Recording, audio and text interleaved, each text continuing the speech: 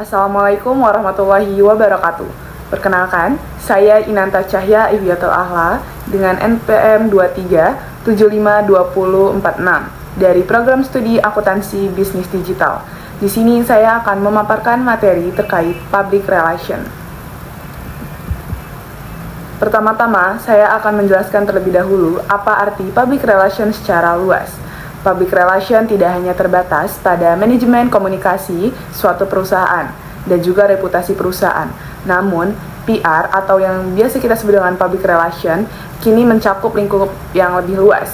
Contohnya yaitu strategi komunikasi, manajemen krisis, pemasaran digital, dan bahkan mempengaruhi proses pengambilan keputusan di tingkat organisasi. Selanjutnya yaitu definisi dan ruang lingkup PR. Public relation atau yang kerap kita singkat dengan PR adalah fungsi manajemen yang bertujuan untuk membangun dan memelihara hubungan baik serta saling pengertian antar organisasi dan halayak publik lainnya. Yang dimaksudkan adalah PR memiliki tanggung jawab untuk memelihara hubungan internal maupun eksternal suatu perusahaan. Yang kedua yaitu ruang lingkup PR. PR mencakup kegiatan seperti manajemen citra suatu perusahaan, komunitas, media relation, krisis komunikasi, CSR, dan pemasaran. PR berfokus pada reputasi, kredibilitas, serta engagement dengan berbagai pemangku kepentingan. Seorang PR harus dapat memiliki atau menanggung jawab terhadap citra suatu perusahaan, baik membangun citra positif maupun juga mempertahankan citra yang sudah ada. Pentingnya PR dalam organisasi modern. Yang pertama, PR sangat memiliki peran penting dalam membangun reputasi. Public relation berperan penting dalam membangun dan mempertahankan citra positif organisasi di mata publik. Seorang public relation adalah titik vital untuk menarik minat dan kepercayaan konsumen terhadap suatu perusahaan. Komunikasi yang efektif. PR memastikan organisasi menyampaikan pesan dan informasi secara efektif kepada audiens internal maupun eksternal. Yang diartikan, seorang PR harus dapat berkomunikasi secara baik, tidak hanya di internal saja, tetapi juga dengan mitra perusahaan dan juga investor-investor lainnya. Manajemen krisis. Ketika terjadi krisis pada suatu perusahaan, PR memiliki peran penting untuk mengelola komunikasi antar karyawan dan meminimalkan dampak negatif yang akan terjadi. Pengaruh strategis. Pengaruh strategis. Seorang PR dapat memberikan masukan berharga untuk pengambilan keputusan dalam suatu perusahaan. Pemahaman mendalam tentang pemangku kepentingan akan membantu organisasi untuk menyusun rencana ke depannya yang dapat dilaksanakan secara efektif. Selanjutnya yaitu fungsi dan peran PR dalam berbagai sektor. Yang pertama yaitu branding dan reputasi. PR berperan penting dalam membangun dan memelihara citra serta reputasi perusahaan di mata publik. Dapat diartikan, seorang PR merupakan fasilitator komunikasi suatu perusahaan di sektor pemerintahan, korporat maupun nirlaba. Komunikasi strategis. PR merancang dan mengelola komunikasi yang efektif antar organisasi dan pemangku kepentingan, seperti pelanggan, investor, media, dan masyarakat.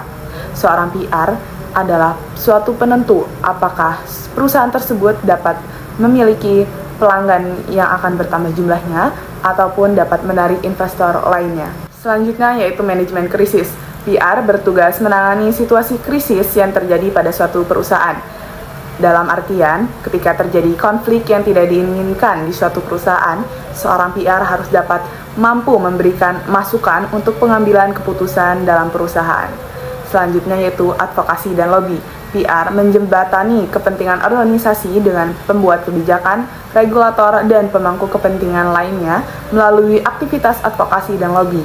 Seperti yang ketiga tadi, ketika terjadi suatu hal yang tidak diinginkan, seorang PR harus dapat mampu melobi pemangku kepentingan untuk dapat melakukan advokasi dengan perusahaan. Selanjutnya yaitu strategi dan teknik PR yang efektif. Yang pertama, memahami pemangku kepentingan. Mengidentifikasi dengan cermat siapa saja yang akan terpengaruh oleh kegiatan organisasi, lalu menjalin komunikasi yang efektif dengan mereka. Dapat diartikan ketika PR dapat mengidentifikasi siapa yang dapat terpengaruh oleh kegiatan organisasi, maka seorang PR dapat menyentuh emosional mereka dan dapat menjalin komunikasi dengan baik dengan mereka sehingga memungkinkan perusahaan mendapat pelanggan atau investor baru. Yang kedua yaitu perencanaan strategis.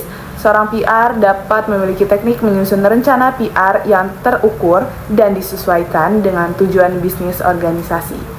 Storytelling yang memikat, menceritakan kisah brand atau organisasi dengan cara yang menarik, emosional, dan berdampak terhadap bisnis atau perusahaan suatu PR.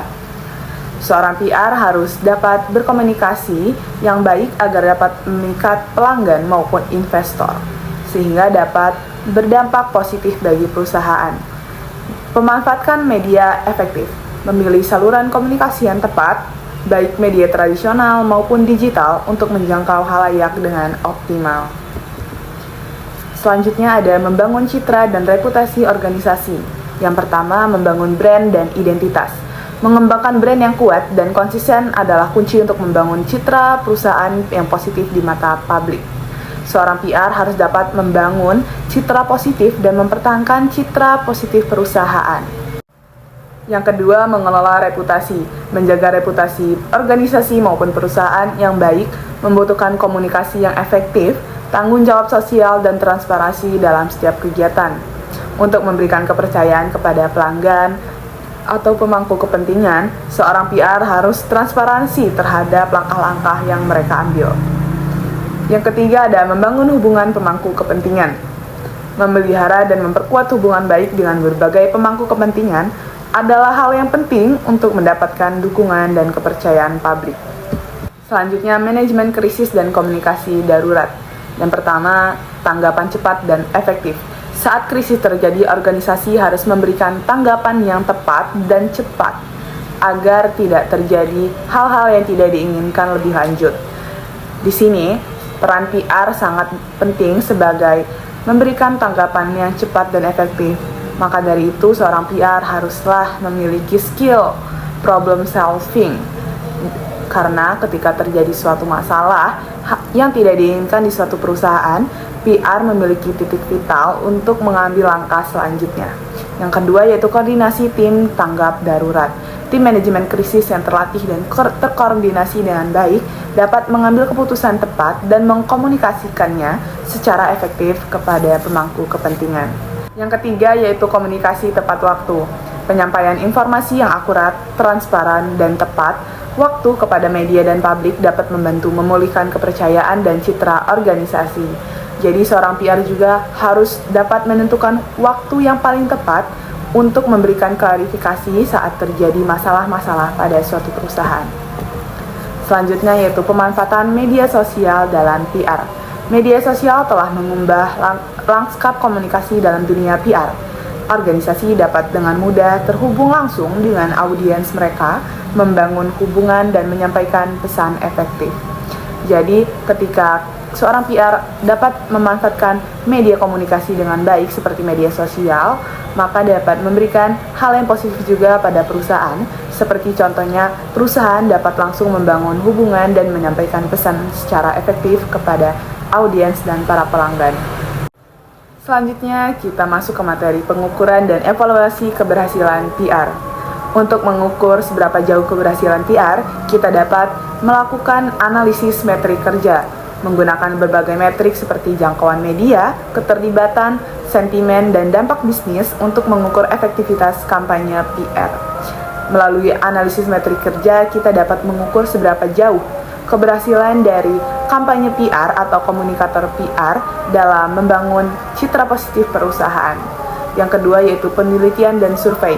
Melakukan survei terhadap pemangku kepentingan seperti pelanggan, media, dan karyawan untuk mendapatkan umpan balik dan mengevaluasi persepsi terhadap organisasi. Seorang PR dapat meminta karyawan untuk memberikan feedback terhadap tugas yang telah ia jalankan sebagai fasilitator komunikator dalam perusahaan. Cara yang ketiga, kita dapat melakukan analisis dampak bisnis, yaitu menghubungkan aktivitas PR dengan hasil bisnis yang terukur, seperti peningkatan penjualan dan juga harga saham. Ketika kampanye PR atau tugas PR terlaksana dengan baik, kita dapat mengukurnya melalui seberapa banyak persen peningkatan dari penjualan produk dari perusahaan, dan juga peningkatan harga saham perusahaan. Yang keempat yaitu perbaikan berkelanjutan, menggunakan wawasan dari evaluasi untuk mengoptimalkan strategi dan taktik PR sehingga dapat terus meningkatkan efektivitas dan nilai organisasi. Selanjutnya kita membahas tren dan tantangan terkini dalam dunia PR. Poin pertama yang akan saya bahas memiliki poin positif, namun tentunya dia pasti juga memiliki poin tantangan, yaitu digitalisasi. Tren pemanfaatan media digital dan sosial media semakin dominan dalam strategi PR, menuntut adaptasi praktisi PR untuk dapat menyesuaikan diri dengan tren yang update sangat cepat. Hal ini menuntut PR untuk dapat menyesuaikan diri dengan tepat dan cepat pada sektor-sektor digitalisasi. Analitik data, pengukuran dan evaluasi kinerja PR semakin berbasis data, mendorong praktisi PR untuk meningkatkan kemampuan menganalisis data dan menarik wawasan yang relevan. Saat ini, seorang PR juga dituntut untuk menjadi lebih teliti terhadap data-data yang akan disampaikan dan juga harus menarik wawasan yang benar-benar relevan terhadap topik yang akan ia komunikasikan. Keberagaman, organisasi dituntut untuk memperhatikan aspek keberagaman pemangku kepentingan, sehingga PR harus mampu menjadi jembatan kepentingan yang beragam. Dalam suatu perusahaan tentunya tidak hanya terdapat satu orang saja, namun sangat banyak, dan seorang PR harus dapat menyatukan banyak orang yang memiliki banyak pendapat yang berbeda-beda menjadi satu kesatuan usul pendapat. Selanjutnya saya akan melakukan sesi tanya jawab dengan teman-teman saya. Silahkan disimak. Saya akan memberikan pertanyaan terkait materi yang telah disampaikan.